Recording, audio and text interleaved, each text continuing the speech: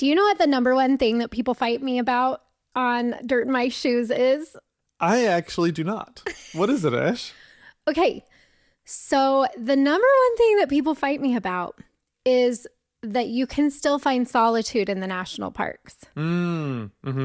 It's without fail, whenever I post anything on social media or say like, we are able to get in these parks and find solitude and avoid crowds and get parking. It's like, I don't know. That's very, what word am I looking for? That's really combative for some reason. Right. This is the Exploring the National Parks podcast with Dirt in My Shoes. My name is Ash, and I'm a former park ranger and the founder of Dirt in My Shoes. I think that the parks are best seen from the trail, and I'm here to make national park trip planning easy. And I'm John. I carry the kids on the trails, I tell stories, and notice all the things that Ash doesn't care about much, like flowers. Join us as we show you around America's spectacular national parks. We're sharing our favorite places, fun facts, adventures, and misadventures. And we'll even throw in a little trip planning. Let's start exploring. People don't believe me, like ever. I know. It's really interesting. I feel like you're exactly right, though. Like there's a whole lot of Debbie Downers on the national parks. Yeah. So today's episode, we just got back from Yellowstone. And one of the main things that people say to me when they're like, well, sure, you can find parking in December when nobody's there. Right. And I'm like, no, like we have young kids in school. We travel to the national parks during the summer. That is our window, as it is a lot of your window of time to go. Most people can only travel like that in the summers. And so what good is it if I can only help you avoid crowds during the times of year that nobody can go? Exactly. And I think some people, that is their advice. Yeah. Like it's go during the off season. Well, yeah. And that works. Like if we can go during the off season, we like to, but not usually for a first trip, because if it's your first trip, if you're not there during the main season, there are things that are going to be closed if you go during the off season. Like you're not going to be able to fully see everything in the park most of the time. So yes, the off season is nice, but it's not always doable, nor is it always the best decision. Right. It's true. And if I can speak somewhat biased for just a moment, because it's our podcast, so you can be biased if you want. Yes, absolutely. Thank you. Permission granted by us and me. So I experience the benefits of traveling with Ash all the time. Like I will willingly and openly state that the brain power behind why we get to have all these amazing experiences is Ash's brain power. Well, thank you. I don't feel like that's biased. Yes. Oh, good. Well, that's great. As I'm complimenting you. Oh, of course. You don't. Oh, of course. But you can tell when someone is good at what they do when this experience. We go to a busy place during the busy time and we don't experience it being super busy. I know. I will say I will not go to Yellowstone if I don't know that I can beat crowds. It's not fun for me. Right. Well, while we were dating, I said my favorite national park was Yellowstone, and you were like, "Eh." Well, what's that Jimmy Fallon skit that he does with Justin Timberlake? Ew. Ew. Just gross. Ew. You know, that's what Ash is. When I said Yellowstone, that was her reaction. But then I forced her to go. She figured it out. We figured it out. And now we go and we love it. And we're there all the time. Yes. And we are there during the summer. I just want you to be totally clear that like we take our own advice. We figure things out for the busiest months of the year. That's what our Yellowstone itinerary is. Right. So if you're going to Yellowstone and you're worried about crowds, go get the Yellowstone itinerary, because seriously, you don't have to be stuck in the crowds the whole time. Right. And you can go in the middle of the summer and still have that experience. Yeah. The other thing people always say when I'm like, I still find quiet spots in the national parks all the time. And they'll be like, yeah, if you hike 20 miles. I'm like, that's true. That's one way to do it. Similar to the shoulder seasons and the off season. Sure. Yeah. That's a great way to lose the crowds. But hit the backcountry. Yeah. But it's not always viable for everybody in every situation. Right. So the other thing that people will fight back to me on is, well, yeah, you can beat the crowds if you're up before the sun, if you get a really, really, really early start. Right. And it's like, well, yeah, that's one way to do it. The other way is to start at, I wouldn't say super early. Right. Not like the sun the is break already of up. dawn. Yeah. You do need to start with enough time to get ahead of the normal routines that happen in each national park. You don't want to be stuck going from place to place to place with the huge crowds. Otherwise, you will feel like you're stuck in the crowds all day long. Right. And so, yeah, we got to leave a little bit before that, but it's not like crazy early. It's doable. And so that's what I'll fight back with as well, is that you don't have to get up. Like, listen, I'm a mom. I know how painful it can be to wake your kids up when they're sleeping soundly in their beds and force them to get out so you can go do things. We kind of want to avoid that as much as possible. Right. Exactly. It's not fun for anyone to wake your kids up at 4 a.m. so you can get into the park and see things before the crowds come in, right? Right. So for me, that's not really an option. No, it's Every not. once in a while, we'll do something like that. Like if we know we need more time or it's a bigger hike or something like that. But rarely do we ever do that. Usually it's a normal time. Your kids are waking you up kind of early anyways. Like whose kids, unless you have teenagers, Right. whose kids really sleep in. I know. It's so true. So we can get you started at a normal time in the morning that's not going to feel like crazy horrible for your family and get you ahead of the crowds so that you can avoid the crowds. What was interesting, I'm not sure if you realize if you had the same experience I did, but on this trip to Yellowstone, we had some hiccups. Yeah, And, we did. Like we got rained out for a few days, but we also had sick kids. Like our kids, we went on this trip and we were sick and we were in the campground and it was really interesting. And we wanted our kids to sleep in as long as possible because they were sick. And like, it was really interesting because we've sat in parking lots before and seen when they fill up and things like that. It's my favorite thing to do in the parks. I know. Just kidding. I hate doing that, but I do it. And so we've done it before to just kind of, and as we do it, and in different parks, sometimes it's at different times, but you can kind of get a vibe for when things fill up, when things start to get busy in the park. And I woke up fairly early. We're laying in the trailer and you can tell when the campground starts to hum. Yeah. And it's really interesting. And it's like almost always around the same time every day. And it's just, I don't know, human nature in the national parks. It runs on a rhythm. It does. And you can figure out that rhythm and you can figure out the cheat codes. Yeah.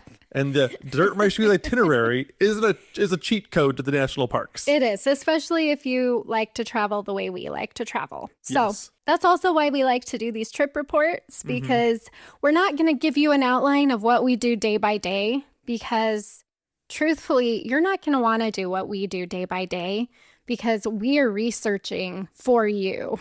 So we are going to the different places during the busy times, seeing what's happening, seeing those rhythms. Like we're making sure those rhythms are still working and still predictable. And so our days don't look, I would say, like a typical national park vacation a lot of the time. So this isn't going to be a day one, we did this, day two, we did this. Instead, speaking of rhythms, today we wanted to talk about 6 things that are still true in Yellowstone National Park. Right. Sometimes I think if you've gone back so many times and you think you've figured it out, sometimes you think, oh, I can work my way. It probably is changed a little. It's a lot. No. I know. In fact, so our number one thing is that the traffic in Yellowstone is still crazy. Right. That has not changed. And in fact, like the first day that we went, we were going down to Old Faithful. We camped at Madison, which was lovely. But we were going down to Old Faithful, and I told the kids, I was like, see, like, we're staying so close to Old Faithful that it's going to be so nice. Like, we're just going to be able to pop down there. It's going to hardly take any time. Mm-hmm. And about, 3 minutes after I said that, we get stuck in this huge traffic jam. And I told John, I just look over at John, and I have that look on my face that's like, grr. And I was like, this is why I hate Yellowstone. Oh my gosh, I know. And to what I was saying a second ago, it's like if you've distance or like time makes the heart grow fonder. What is that saying? Yeah. You know, and sometimes you're away from Yellowstone and you're like, oh, it's not that bad. But then you go back and we're always reminded, nope, we have to remember our own advice. Yep. We have to remember. Yep. And it is crazy, but especially going in and out of the park. People want to stop for the first buffalo of the day that they see and the last buffalo they see on the way out. Yeah. And so you can always predict traffic going in and traffic going out. But this specific traffic jam that Ash was talking about, oh my gosh, it was so funny. Was it? It was funny, and it's funny now. It was so Distance has made the heart grow It was so fonder. Yellowstone. And I think that's what, like, my first day in there, I had kind of forgotten that, like, this just happens here. Yeah. And so even if you know what to do to avoid the crowds and to get the parking spaces and stuff, the thing that is both cool about Yellowstone and kind of crappy about Yellowstone is that there is so much wildlife in this park that you can try to keep as much of a schedule as possible, but you never know when something is going to pop out of the trees or when something's going to be spotted. And then, you know, you're kind of just at the mercy of when people decide to keep driving. It's true. And the reason why this traffic jam was so funny and tragic at the same time is because whatever the animal popped out of the woods had gone back into the woods by the time we arrived at the front of the traffic jam. And so we don't even know what it was. We sat in traffic. We sat in the traffic for 30 minutes and never saw anything. Yep. And that is also a reality of Yellowstone. It's like we had to sit through the traffic, but the animal had disappeared by the time we got up to that spot. And so it's just, if you go into your trip to Yellowstone knowing that that happens and that it's normal and that you can't control it, you can make all the best plans, but there's still going to be things. And sometimes it is the most special part of your trip. Yes, because you could see, we've seen bears and baby bears climbing up trees, you know, just off to the side of the road or things like that. You can see some amazing things. Yeah. But sometimes you see nothing. Exactly. And then you feel sad. And that's okay. Yes. That's just how it is in Yellowstone. It's true. Because one thing I noticed that I think is super funny with these traffic jams is like if you watch the movie Frozen, like one thing that Olaf, I think it's in the second one, he says that water has memory. And traffic jams in Yellowstone kind of have memory too. But it's more like a game of telephone than it is like actual memory, because a lot of times a creature comes out of the woods and somebody spots it and they stop in the highway and then they kind of create a backup of traffic. The first several people get to see that animal, but if that animal goes back in the woods, that traffic jam still has that memory of that happening. And then the game of telephone happens once the creature goes back in, because sometimes you'll be like, it started out as a bear. And then as the bear has already gone away, people show up and they're like, what is it? And someone like, maybe a bear. Maybe the maybe gets in there. Yeah. And then all of a sudden, like 15 minutes later, people are like binoculars, all different directions. And then it's gone from being a bear to a buffalo or an eagle or a wolf. Nobody knows what they're looking for. It's all just a game of telephone at that point. And so the end of the traffic jam is always the funniest in some ways, because nobody knows what they're supposed to be looking for, but they know something happened here. And on that note, something else that's funny about driving through Yellowstone is like all of a sudden, anyone who is parked on the side of the road for any reason at all becomes suspicious. You're like, there's a car over there in that pullout. Like, what are they seeing? Are they seeing something? What do they know? Yeah. So I thought that was funny. One other thing relating to traffic in Yellowstone that is still true is that Old Faithful really is like the heartbeat of the park. If you're driving the lower loop especially and trying to do things on the lower loop, everything kind of ticks around that 90-minute window of time that Old Faithful keeps erupting. And everything kind of pulses out from that. Yeah. And so what we mean by that is if you are in the Old Faithful area and Old Faithful erupts, you can for sure guarantee you're going to be stuck in traffic getting out of Old Faithful right after the eruption. Right? People leave en masse. Like they're just exiting this area like crazy as soon as Old Faithful erupts. Now, if you're coming in and the eruption has not happened yet and people are just piling up waiting for the eruption, you're going to have a really hard time finding parking and stuff like that too, because it just kind of piles up. There's no space. It erupts, and then everybody's trying to get out. Right. And so if you're in any of those attractions or points of interest that are nearby Old Faithful, all of a sudden, Midway Geyser Basin, Lower Geyser Basin, any of the other basins. Biscuit Basin, yeah, Black Sands Basin. Even all the way out to West Thumb. Yeah, because we always spend tons of time at Old Faithful. So we like exploring the other geysers around the area. And so we waited for like the traffic to die down a little bit after the eruption before we left. But even like walking to get our ice cream cones while we waited, like it was just a madhouse, like everybody trying to get out. And we gave it a few minutes, and then once it died down, we left and we went over to the West Thumb, which is just up and over the pass from Old Faithful. Takes about half an hour or so to get there. And West Thumb was packed. No parking anywhere.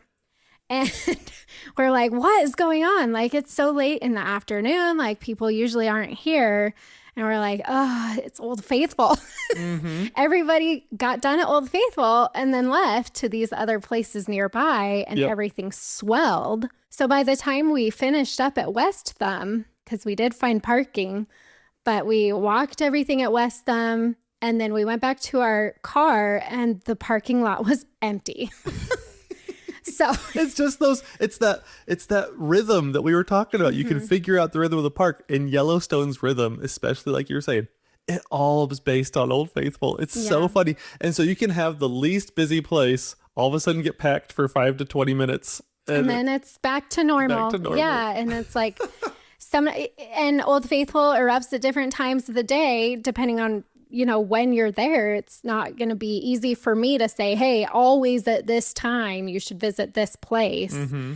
It is going to kind of center around Old Faithful and what the eruption schedule is for some of those other places. So exactly. Again, just going into that, knowing that, like if you get to somewhere near Old Faithful and it's just packed, there's a good chance that if you wait 10 to 15 minutes, you can come back and it will be quieter. Right. So it is kind of a funny thing that happens with the traffic in Yellowstone. But yes, traffic is still alive and well in Yellowstone National Park, but there are definitely things you can do to work around it. Yes.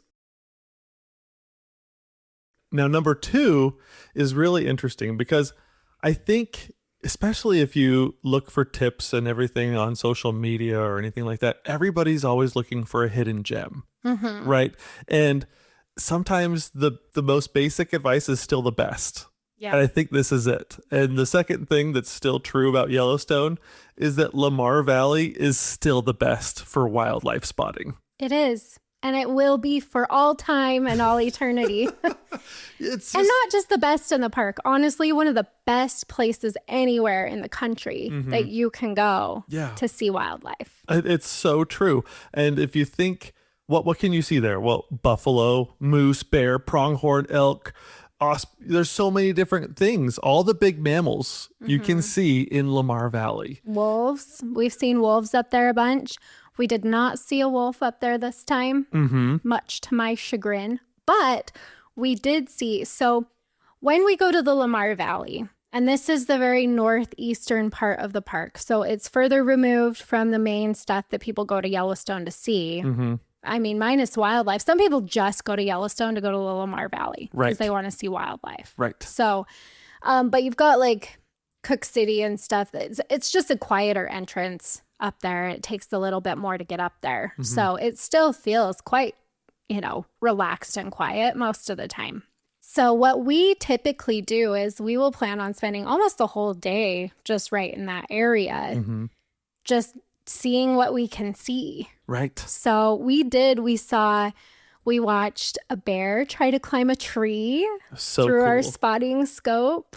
We saw there are bison everywhere around the Lamar Valley. It is just crazy. Like, it looks like what you would imagine like the Native American hunting grounds to be like. Mm-hmm. It's so pretty. And there's just, I don't know. It's like the reason why I think this area is so amazing for wildlife is because if you're anywhere below Lamar Valley to the south, it's like the whole park is so wooded.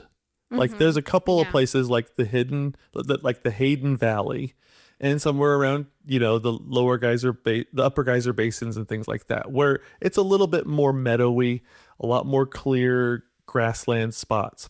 But the majority of the park is super densely wooded with so many lodgepole pines just like clogging up your view.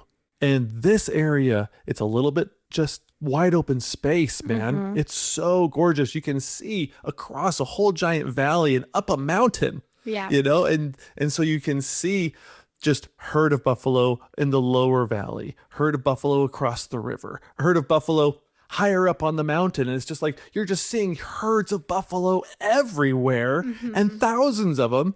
And a lot of them are chomping, a lot of them are raising their babies, a lot of them are fighting each other. And it's just, there's so much going on. There's so much wildlife and just life in that valley. Yeah, it really is incredible. It's unmatched, truly. So this time though, we have never seen a moose in Yellowstone. They're outside of the park for sure, but it's like they don't cross those park boundaries very often. So if you're like coming in like to West Yellowstone and you're coming through Island Park, we see moose in there all the time. And it's not like they're not there. But this time, as we were driving from Cook City back into the main part of the Lamar Valley, we saw a moose, which was a huge deal. Yes. And I already mentioned the bear we saw trying to climb the tree. We saw another bear on our way to the Lamar Valley, so that was cool. And then just, the herds of buffalo everywhere. That's another thing people get mad at us for, is calling them buffalo. Even though their scientific name is like bison. Yep. We know. Trust us. It's a Western cultural thing. We've talked about it in other episodes. So if that bothers you, go read up on why people in the West call them buffalo. Yes. Okay. But we see lots of pronghorn. This time I saw something I've never seen, which was we were stuck in a traffic jam, a buffalo jam, because they were crossing the road, which is so cool. Yes. I love when that happens. So we were sitting there and I look over and I'm like, oh, there are prairie dogs over here. How cute. I love prairie dogs. They're just fun to watch. And then I saw 4 little tiny heads pop out of one of the prairie dog holes and like look around. They were prairie dog babies. Oh my gosh. And they were so cute. Yes.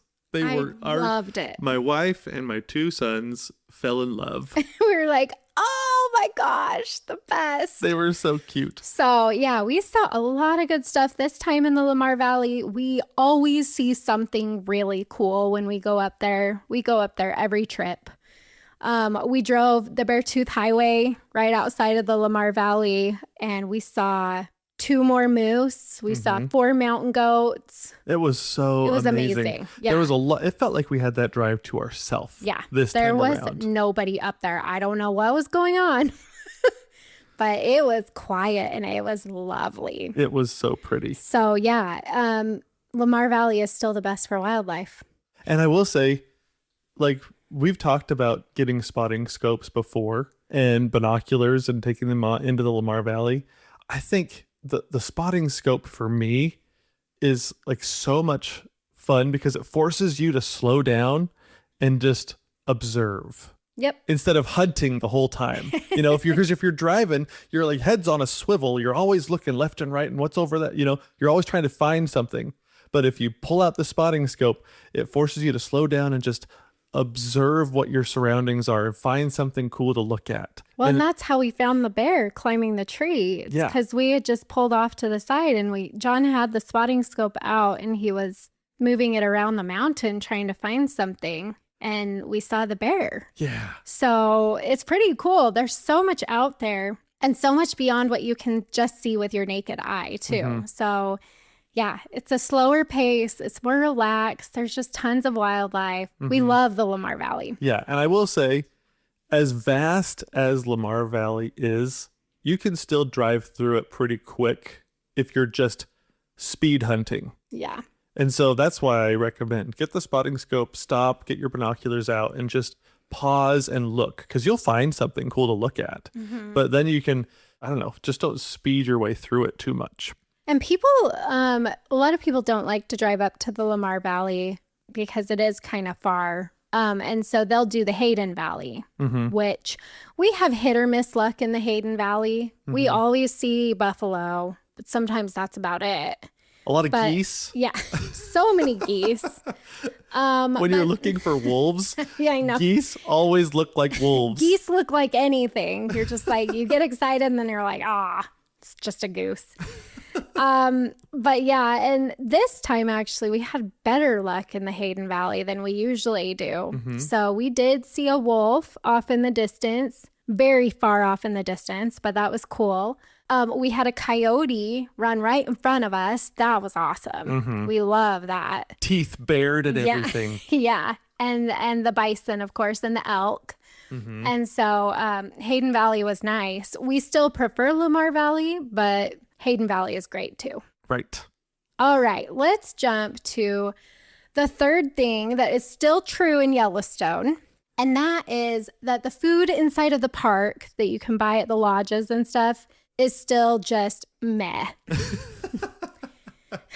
And it will never change. They will never, ever change national park, inside national park food. But it's a park by park basis sometimes. And I know we talked about this in our original Exploring Yellowstone episode. It was like, yeah, we just don't love the park food. We never have. It's never blown our socks off. It's never been awesome. It will work in a pinch, but that's not our preference to eat anywhere in Yellowstone. We have yet to find somewhere where we're like, wow, that was worth the $20 I just spent on that burger. Right.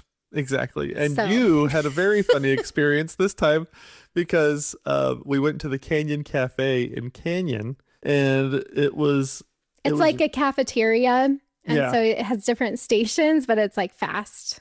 They just work you through the station. Right. And they tried to, and the way they kind of have it set up is kind of fun. And they have some yummy options. Yeah. I mean, I'm always kind of wary of places like that just because I'm like, cafeteria food, no thanks. But so we went in there and John went to a different line. He went to the more home style cooking route. Where you liked yours. Right. You can get like a quarter of a chicken with mashed potatoes and veggies, or you can get a hot beef sandwich with mashed potatoes and gravy and things like that. It was fine. Yeah. It was fine. Okay. Well, I wanted to be a little more adventurous in my eating. So I went over to the wok station. And I was like, okay, let's try this. And so I get up there and she's like, what kind of noodles? And they had a couple different kind of noodles. So I said, okay, the soba noodles. So she picks stuff like this. It's like a little fry basket that's just sitting in a big tub of water. And that's where my noodles were. And who knows how long they've been there. So she picks it up and splashes some of the water out or whatever. And jiggles the noodles. Puts it in the bowl. And then you choose your broth. And so I was like, okay, chicken. Let's do chicken broth. And so she puts the broth over it. And then you choose your meat. And I was like, chicken. I wanted to go, chicken all the way. I'm very particular about not mixing types of foods. So I'm like, chicken. And she's like, well, we're out of chicken. I'm like, well, what am I supposed to do now? I have chicken broth in my noodles. That would have been helpful information 2 seconds ago, ma'am. So I was like, oh, I guess I'll do beef. That doesn't sound very good, but fine. So she puts the beef in. And anyway, I thought they were going to like heat it up again or something, but everything's just like sitting there in front of you already heated. Mostly warm. Yeah. So she just hands me the bowl and it just has noodles, broth, and beef on top. And it was $20. Now I will say it was not terrible. It was not as bad as I thought it would be. I had a taste and I actually was like, huh. Pretty good. I was expecting gruel. And this is pretty good compared to gruel. I don't know if our expectations were just so low or what, but yeah, we all took a taste and we were like, oh, okay, like that's pretty good. Yeah.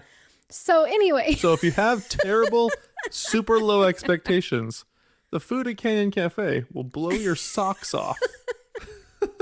It's fine. It really is. It just feels like kind of everything in the park really is just like meh baseline. Mm-hmm. You know, and it's like every once in a while you might get something that's a little bit better or a little bit worse. But overall, like you leave going, well, I wish we didn't spend $100 on that meal for 4 people. Mm-hmm. And we're kind of still hungry and it was okay. Right. I feel like that's how we kind of always walk out. But there was a sprinkle like of herbs on the top. Cilantro. Cilantro. Yes. Yeah. You throw some cilantro in there, a little bit of freshness. Man, you come out of that cafeteria experience with like, you're not going, L.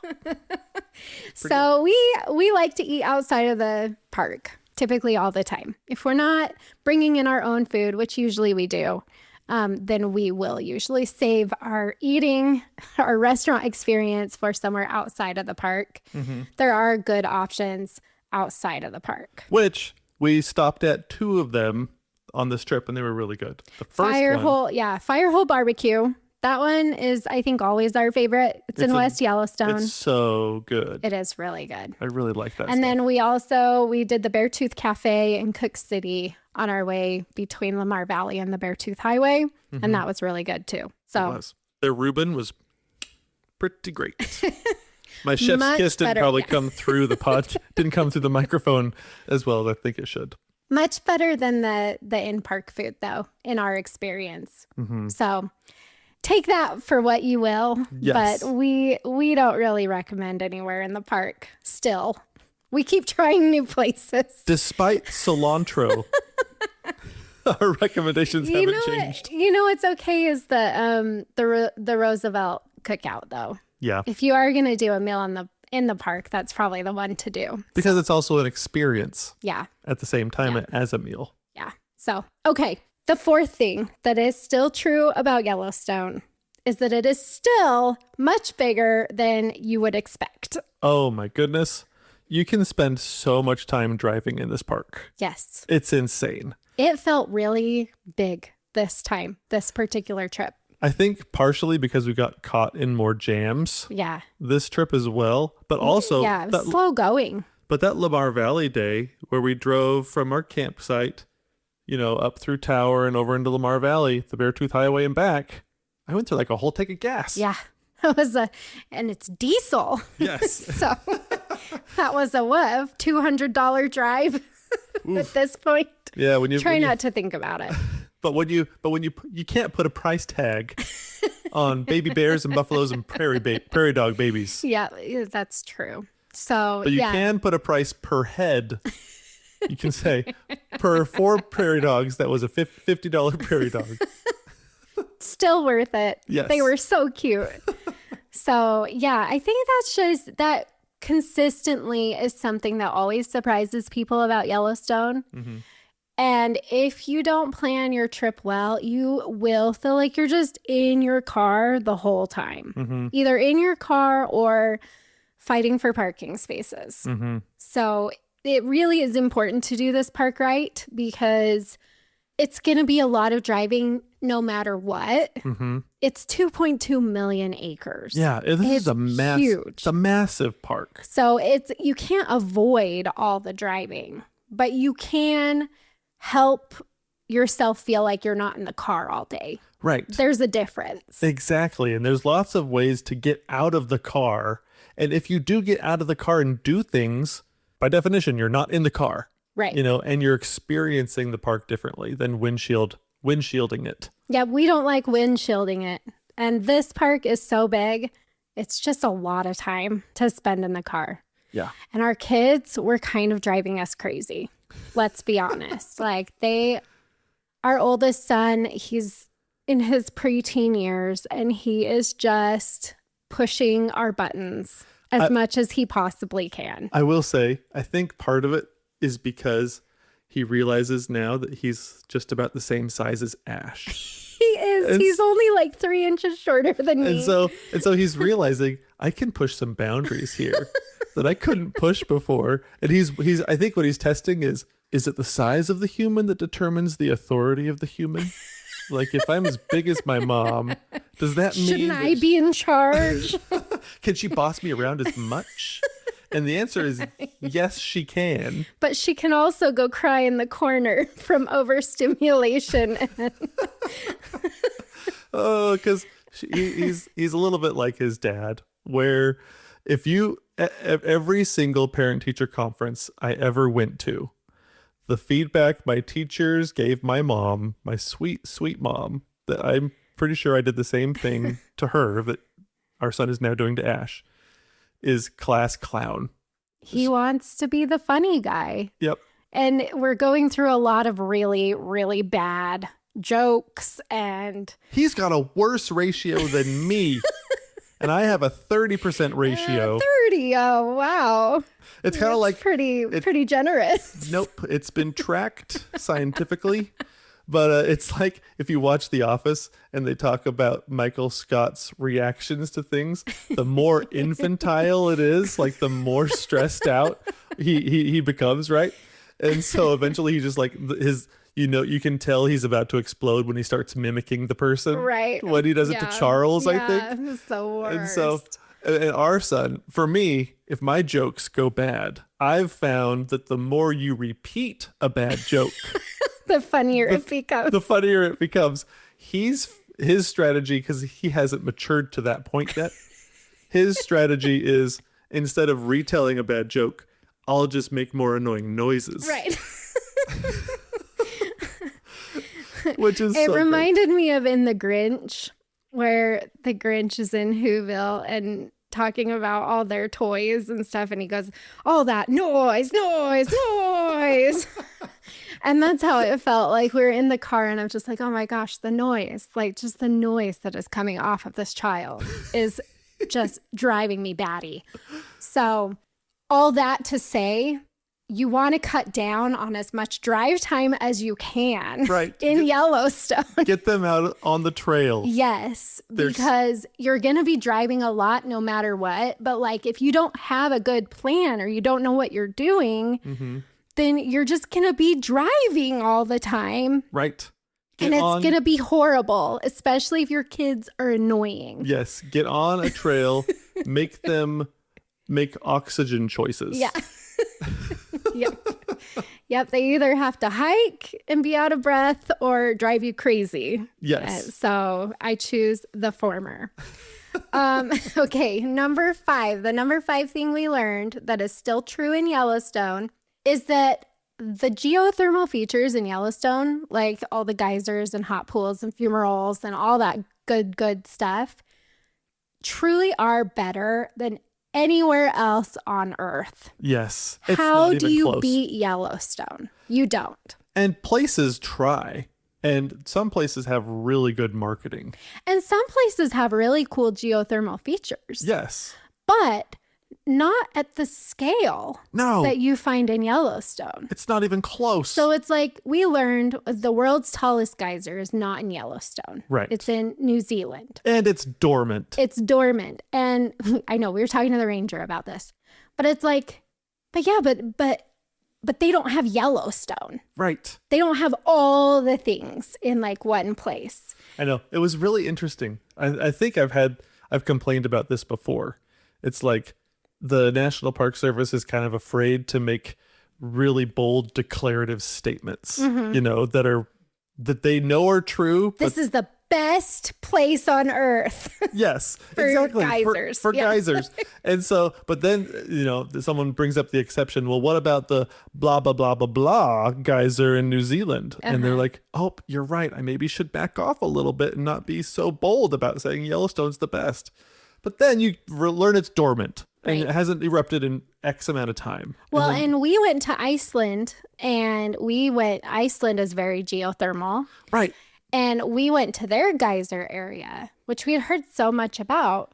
Yeah. And the main geyser there, if you blink, you will miss the eruption. Right. And then it's like, we went and saw a new to us geyser this time. We like to go geyser hunting around the geyser basins and just kind of catch which ones we can. And this particular time, Riverside Geyser was the one that worked best with when we were going to be there. And so we went and sat and waited for Riverside Geyser. It erupted for 18 minutes. Yeah. 18 minutes. Versus blink of the eye geyser in Iceland. And this with the best marketing plan ever. Everybody goes and sees the geyser in Iceland. You know, it's the thing to do. But it's like, here's this Riverside Geyser, which probably 90% of the people that go to Yellowstone have never heard of it and don't have it on their plans and don't even think about it. And it's over there, right on the Firehole River. It erupts on a schedule. Mm-hmm. And it erupted for seriously 18 minutes. Yeah. Of like a good show. Yes. And we're just like, how do you compete with this? I know. You can't. And Riverside Geyser is just one of the many. Mm-hmm. There's so many that are like that or similar. Seriously, walking around Geyser Hill and seeing all those, as long as Old Faithful, Riverside Castle, have all these geysers. We saw Lion Geyser this time, which is one we've never seen because it's not on a schedule. Right. I know. We've seen Beehive Geyser, which also is not on a schedule, but if you're there, and this is all of these are in the Old Faithful area. Grand Geyser is phenomenal, phenomenal. And that one's on a schedule. It's a bigger time frame that you have to wait, but they do have prediction times for that one. And Castle Geyser, amazing. Yes. It's so cool. I know. Daisy Geyser, you just have all these geysers in this one area. You could spend days here just hitting all the different geysers. It can't be beat. It's nature's Bellagio fountain. And it's always new. It's always going off at 24 hours a day. And you never know what you're going to see because some of them are predictable, but some of them are not. But there's just so many options. So the geysers, holy smokes, can't be beat. There's not a better place than Yellowstone. And like you said, there were a few experiences this trip with the geysers that were really fun. So seeing Riverside Geyser was a huge, big deal for us because it was such a long one that we've never really seen before. But in the lower geyser basin, there was one of the, I don't even know, was it a paint? Would you call it a paint pot or a fumarole? I think it was more like a fumarole, but it had some water. I'm not sure. Fumarole is usually just steam. Yeah. But so this one is called Red Spouter in the lower geyser basin. And sometimes you can't see the inner workings of the geothermal feature a lot of times, but you can usually hear them. And this one had the boom, boom, ch, boom, boom, ch sound from We Will Rock You. Yeah. We were all like, oh my gosh, it's doing the We Will Rock You beat. And so we're walking around this feature and everybody in the crowd is just it was so cool. I was like, go Earth, man.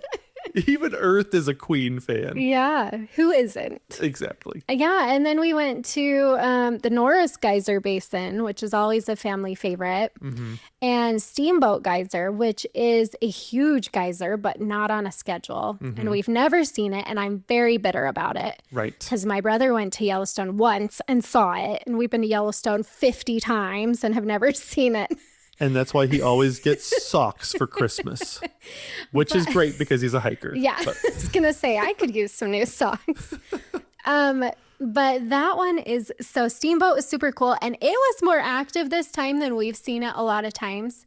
Even though it wasn't erupting, the water was still spewing out. And it always stays pretty steamy. So you can still see, I mean, it's called Steamboat because it just puffs steam all the time. Right. So that one is awesome. Always fun to go see what that one's doing.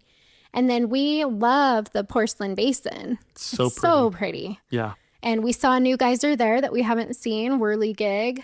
What a cool name, too. I know. I love that. And the colors were really pretty. And then John was playing whack-a-mole with his eyes. Oh, because, okay, so right next to Whirligig, there's a geyser called Constant Geyser. And funny name because it wasn't going off.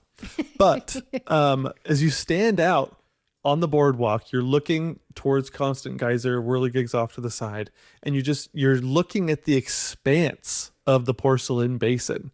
And what's amazing is if you just kind of stand there and stand there and look instead of just walking past, seeing what's going off.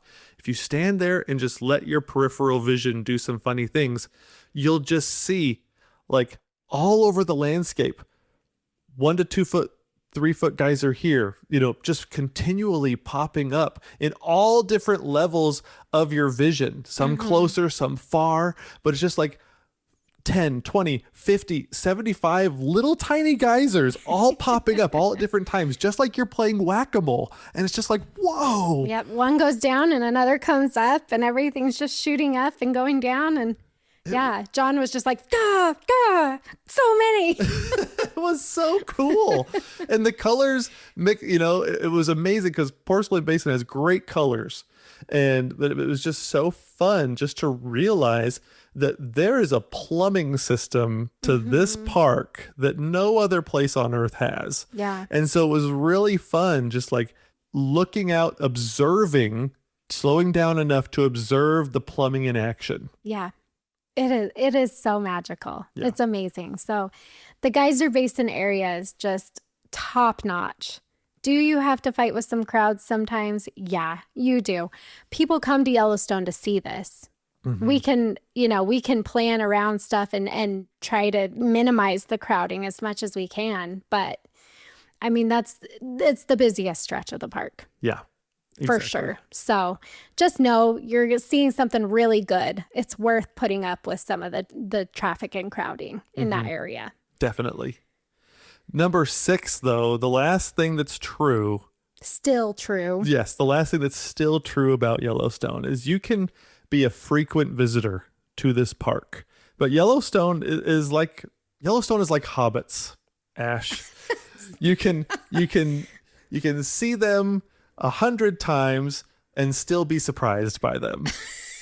And so it's like, I don't happen to have that frame of reference.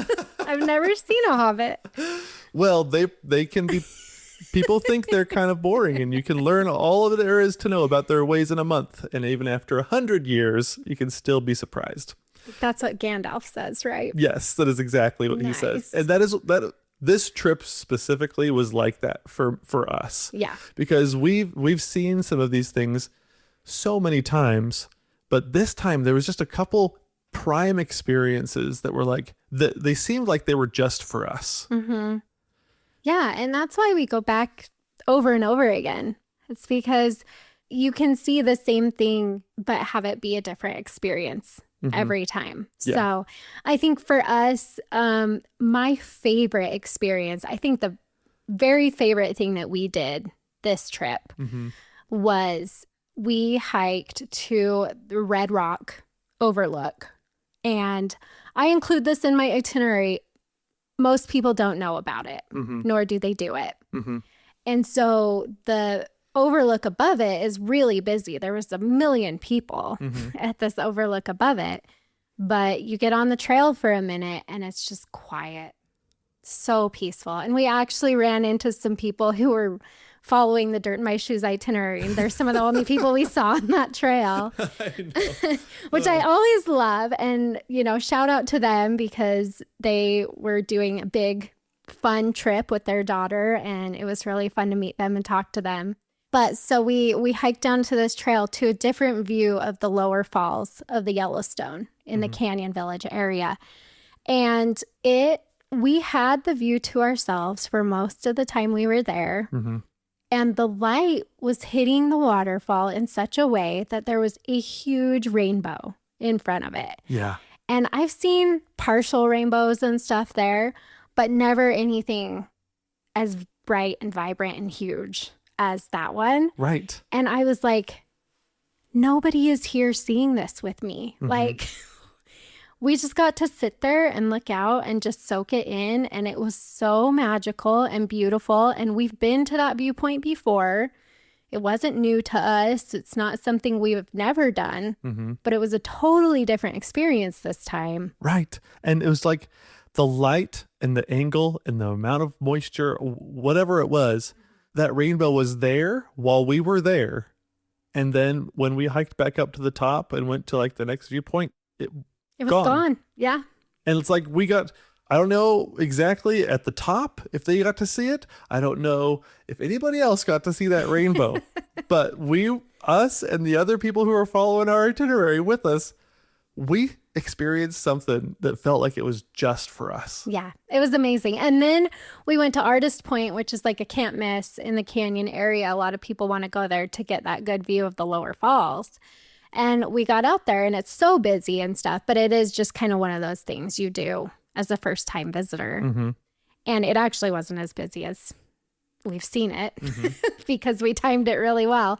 But we all got out there and we were like, yeah, it's fine. But the view we just had was way better. And a lot of people don't get to experience that. Yeah. So that's why I think, we can help you ditch the crowds. We can help you have a really wonderful experience in Yellowstone. But I think part of the magic is taking you places that just aren't on anybody else's radar, that are still in those busy areas.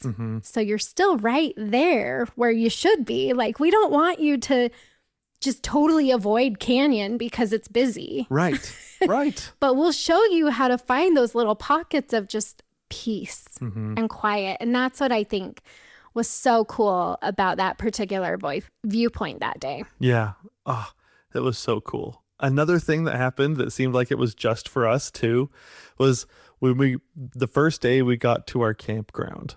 We set up our trailer in the campsite, and then I looked over, and through the trees and through a gap, past the road, I saw a buffalo, and we kind of got the kids together and we walked through the gap. There was a little trail that takes us out, and there's a whole herd of buffalo. It was so cool. There, like, with their little mamas and babies, and right on the river, munching on the grass. And I was like, wow, we just sat there and observed this herd of buffalo. There, a couple other families came by with us. But it was like, we pretty much had this herd of buffalo to ourselves. And then they never came back. Yeah. We were under the assumption that this was like their hangout spot when we first got there, because you're like, oh, this must be how it always is. Nope. Right. The whole rest of the time, they never showed up again. It was just like, wow, that really was just for us. Yep. And Yellowstone, once again, it's just like you can find just for you experiences. It was so great. It was amazing. One other place that we want to mention that we went to that was better than it has ever been for us is Grand Prismatic. Yes. Which is a very popular spot in the park. And every time you drive past it, you're going to be like, wow, I never want to stop there because it's just a madhouse all the time. Exactly. So we usually do go there because it's so impressive. It's such a cool hot pool. Yes, right? and it's crazy cool. And the crater next to it, which is you can access from the same parking lot, which is Excelsior, the Excelsior Geyser Crater, which is so cool, so hot too. It's like deep blue because it's so hot, but they're right there. They're both so cool. So you park at the Midway Geyser Basin parking, and you walk the boardwalks that take you right next to Grand Prismatic. And we've done that a bunch of times. And the thing is, and the reason that we don't love to do it sometimes is because it's really hard to tell what you're seeing. It's such a huge hot pool. So typically we'll do the Overlook Trail. We love the Overlook Trail because you look down on Grand Prismatic, and Grand Prismatic is the one that's in all the pictures that's like, it starts like bluish green in the middle and then flares out like rays of the sun in like red and orange and yellow. And it's just huge. And so when you do the Overlook Trail, you can see it better. You get a better scope of what it is. But if you want to do the boardwalk trails next to the hot pool, it can be pretty hit and miss. Because sometimes you're just like in the steam and you can't see anything. And sometimes you can kind of see the colors next to you, but you just really don't know what you're looking at. You know, or if it's cloudy, just really hard. A lot of times you can't see any color. Yeah. Or just very muted colors. So we go there, but it's like never like wowed me like the Overlook Trail does. So, but our youngest son, we were up on the Overlook Trail and he goes, I want to walk next to it. Like there's people down there right next to it. Let's go do that. And John and I are both like, no, like we don't want to deal with the parking and we don't care to do it. And he was like so dead set on it. And we're like, okay, that's fine. I'm glad he's at least excited to be here doing this. So we decided to stop on our way back to camp and we got parking, and I will say we impeccably timed it this time. The timing was great. The parking lot had spots. It wasn't crazy. So again, that timing makes such a big difference because we would not have stopped if it would have been the wrong time of day.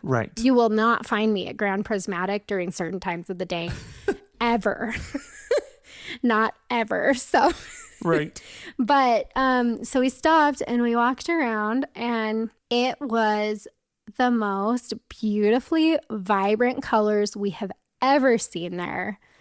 It was better than it's ever been. And it was just like all of us were like, wow.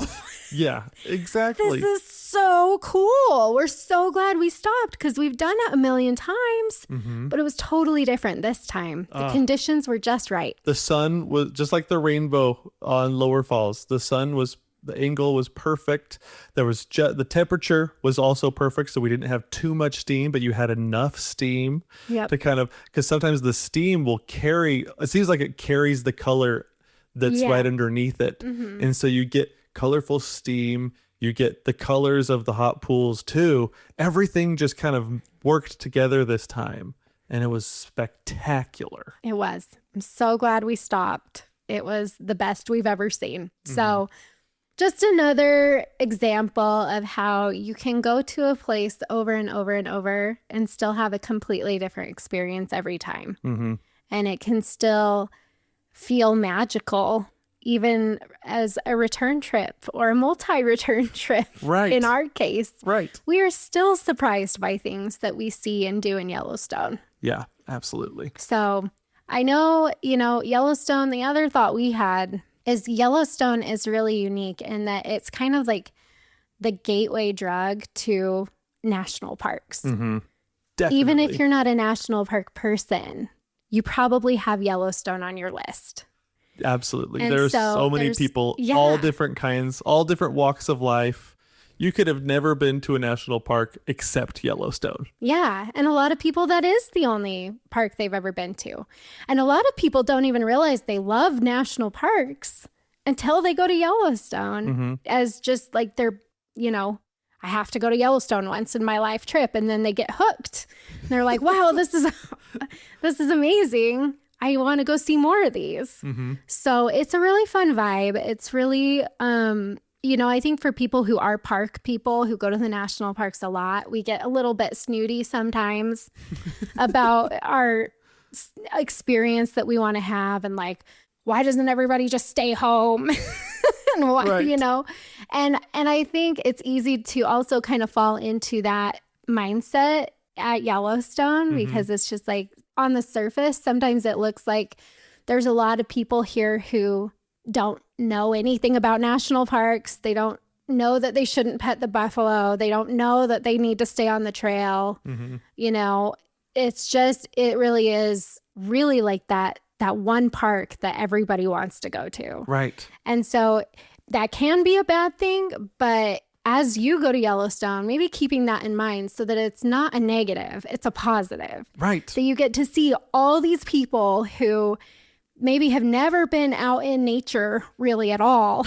They might live in a big city and never get to see the stars. Right. Or have never seen a bear except in a zoo or whatever, you know, and that can be a really cool experience that you have in Yellowstone as well, as like experiencing the park with people. Right. And so we want as many people as possible to have the best possible experience here in Yellowstone, because it translates to the entire conservation movement, to the entire National Park Service. You know, we want, and then if they love Yellowstone, they'll visit their local park when they get home, and then they'll take care of that too.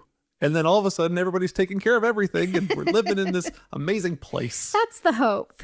But okay, well, that was pretty much our trip to Yellowstone. I will say this trip, we took it a little easier because I have been dealing with some health challenges, and we just wanted to soak in the solitude and feel a little bit more relaxed this time. So we did spend more time around our campsite than we normally would. And I know John is just itching to share one story about me. What happened in the campsite. I was going to hold off to see. Were you? I didn't know if you'd be able to hold off. I was thinking of holding off just in case. He doesn't want to embarrass me, but he does. Okay, if you've ever... There's a comedian that I really think is hilarious. His name is Ryan Hamilton, and he has a whole bit about adult falls and how they're so much more tragic than a fall when you're younger, and they seem to have much more repercussions later. Yeah, it hurts so much worse to fall as an adult. Oh my gosh. Okay, well, one of the things I've gotten in trouble, this has gotten me into trouble sometimes, but it's also just brought me so much joy, is I have a saying called "for the sake of fun." Like, why are we doing this? For the sake of fun. That's why we're doing it, you know? And whatever it is, if it's jumping off a rock or climbing a hill or playing with ropes, which is something that I love to do. I love to build things with ropes. And so at camp this time around, I've done this before in the past, you know, I set up like a little rope bridge. I create a rope bridge for the boys to play on, kind of hook it between a few trees, and it's just a blast. The kids get to practice their balancing. It's kind of like slacklining, but they got to playing on it. And me and the boys, we set it up, and I was doing it a little bit with them. I was a little bit too heavy for it, this one. But we got it set up, and the kids were having so much fun. And I could tell that Ash wanted to be included in the fun. In my defense, the kids had both fallen off. Yes. So it was a hard thing to navigate. But yes, the kids, how can you turn down those puppy dog eyes that are like, please, Mom? Yes. And I don't know if Ash saw. Did you see when the boys fell? No, they told me about their falls. Okay. So I knew they had fallen, but I just really didn't internalize it. Yes. The falls that the boys had were perfectly comedic. Like they did get a little bit hurt, but the way that you fall off of this specific type of rope bridge that I made, it was just funny to watch. Like, it was something you'd see on America's Funniest Home Videos. But Ash didn't see it. And then so the boys convinced Ash to give it a shot. She came out and she was just like, you know, I could just see that she had the for sake of fun in her eyes. And so she got on this rope bridge, and the time that she was on the rope bridge, he's trying to put this delicately. I will say that it was short but very exciting because if you've ever seen Looney Tunes and you watch, like, one character sets a trap for another one, and it's like a net, you know, that they pull them up. they hang them from a tree. It somewhat resembled that because Ash got on this rope bridge. She kind of got herself balanced, and all of a sudden, gravity decided to totally switch up on her, and her arms and legs were totally tangled up, and suddenly she found herself on her back with all of her extremities tied up in the rope. Oh my gosh. And she's laying there, not sure what just happened to her. And I rush over and I'm thinking, oh my gosh, I've killed my wife and she's never going to do anything I say for the sake of fun again. But luckily, she was unharmed. It hurt. I was not unharmed, but it could have been worse. I will say the part of her that was harmed was more her pride than her body. That's because the people in the campsite next to us also watched me fall flat on my back. Oh my gosh. It was spectacular. But I was laughing and in pain. Yes. On the ground. So I was okay, but it was pretty embarrassing. Oh my gosh. If you've ever watched Star Wars, The Return of the Jedi, when the Ewoks trap all of the rebels like Luke and Han and all those guys, they get trapped in a net and then they get carried back to camp on like those sticks. That's kind of how Ash looked. It was like legs, arms kind of up, back on the ground, eyes with some stars in them, and like a little Tweety bird going around her head. Oh man. It was spectacular. And she was a great sport. And she even tried it again. I want to point that out. I almost fell again, so then I didn't. But you got on the ropes again. I did, yeah. It was impressive. So great job, babe. It was so embarrassing. Oh my gosh. But lots of fun to be had when we are in the national parks. Exactly. So that's when it's nice that sometimes you meet people in your campsites and then you never see them again. They'll have a story to tell, but they won't be able to remember my face. It was covered in dirt. So. Oh, well, that was our trip to Yellowstone this year. Mm-hmm. One for the ages. Deep in the summer, no super early mornings. Mm-hmm. We got your back. If that's the type of experience you want to have, go to dirtinmyshoes.com, click on itineraries. We have an amazing Yellowstone itinerary there for you so that you can have similar experiences. It does not come with the rope bridge plans. Right. So, you'll have to do that on your own or maybe forego if you don't want to make a fool of yourself. I don't think we could handle the liability coverage necessary to share my rope bridge plans. But everything else is there, and we are just so excited to be in another summer season and to be in the parks.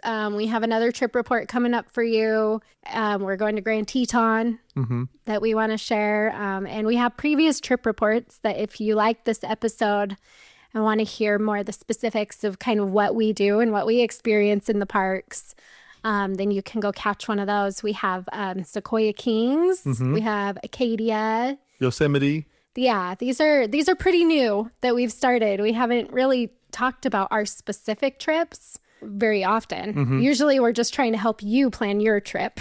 Right. Not telling you what we do on ours specifically. So it's kind of fun to be able to talk about that. So we'll link all those in the show notes so you can click around and listen to some of the others if you want.